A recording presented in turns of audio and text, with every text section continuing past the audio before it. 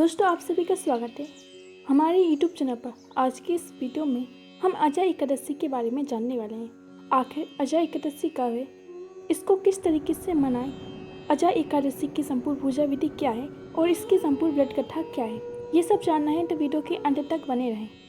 सनातन धर्म में एकादशी का बहुत अधिक महत्व होता है। एकादशी तिथि भगवान विष्णु को समर्पित होती है।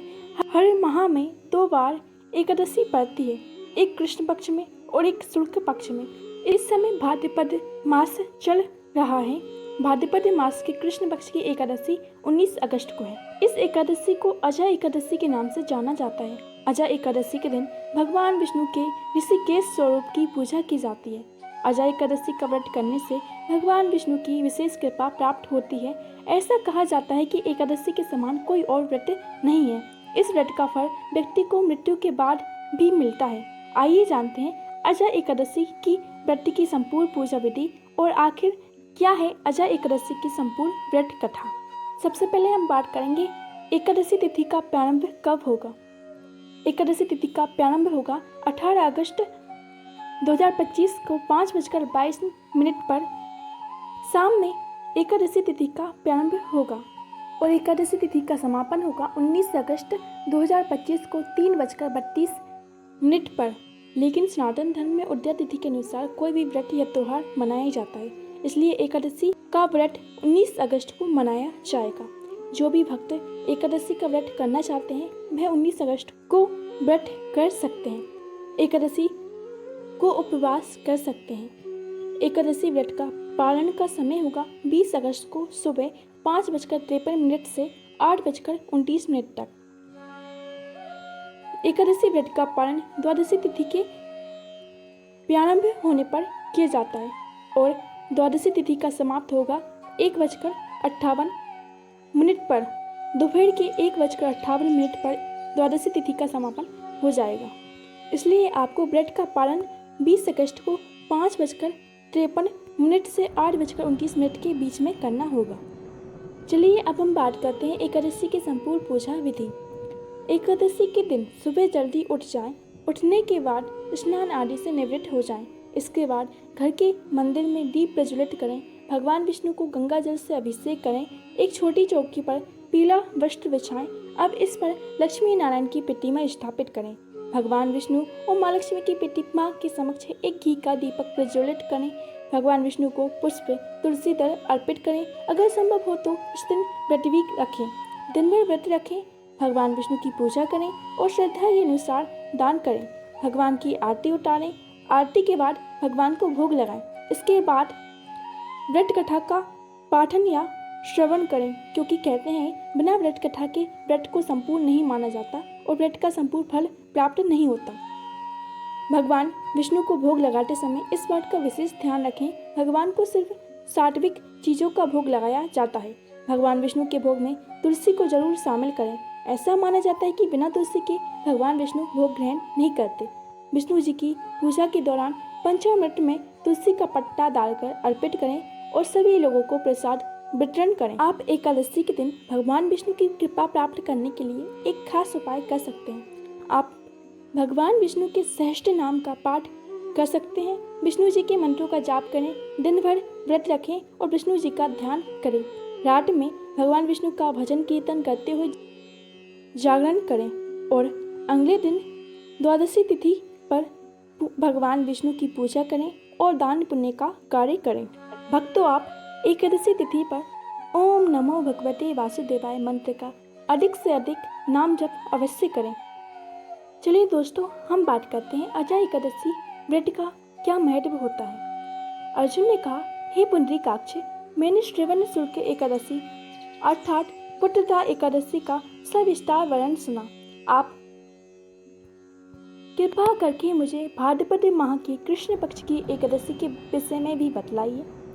इस एकादशी का क्या नाम है तथा इसके व्रत का क्या विधान है। इसका व्रत करने से किस फल की प्राप्ति होती है। श्री कृष्ण ने कहा, हे कुंती पुत्र, भाद्रपद माह की कृष्ण पक्ष की एकादशी को अजय एकादशी कहते हैं। इसका व्रत करने से सभी पाप नष्ट हो जाते हैं। इस लोक और परलोक में मदद करने वाली इस एकादशी व्रत के समान संसार में कोई दूसरा कोई व्रत नहीं है। जो भी व्यक्ति अजय एकादशी की संपूर्ण व्रत कथा का पाठन या श्रवण करता है उसे मेरी कृपा मिलती है और उसकी मैं सभी मनोकामनाएं पूर्ण करता हूँ। अजय एकादशी का व्रत करने से पापों से मुक्ति मिलती है, जीवन में सुख समृद्धि आती है। धार्मिक मान्यता के अनुसार अजय एकादशी पर भगवान विष्णु की पूजा और व्रत करने से स्वर्ग लोक की प्राप्ति होती है। इस व्रत के प्रभाव से राजा हरिश्चंद्र को अपना राज्य वापस मिला और मृत्यु पुत्र फिर से जीवित हो गया था। चलिए दोस्तों, अब हम बात करते हैं अजय एकादशी की संपूर्ण व्रत कथा। चलिए राधे राधे नाम के साथ इस कथा का श्रवण करते हैं। अब ध्यानपूर्वक इस एकादशी का महात्म्य श्रवण करो। पौराणिक काल में भगवान श्री राम के वंश में अयोध्या नगरी में एक चक्रवर्ती राजा हरिश्चंद्र नाम के एक राजा हुए थे। राजा अपनी सत्यनिष्ठता और ईमानदारी के लिए प्रसिद्ध थे। एक बार देवताओं ने इनकी परीक्षा लेने की योजना बनाई। राजा ने सपने में देखा कि ऋषि विश्वामित्र को उन्होंने अपना राज्यपाठ दान कर दिया है। सुबह विश्वामित्र वास्तव में उनके द्वार पर आकर कहने लगे, तुमने स्वप्न में मुझे अपना राज्य दान कर दिया है। राजा ने सत्यनिष्ठ व्रत का पालन करते हुए संपूर्ण राज्य विश्वामित्र को सौंप दिया।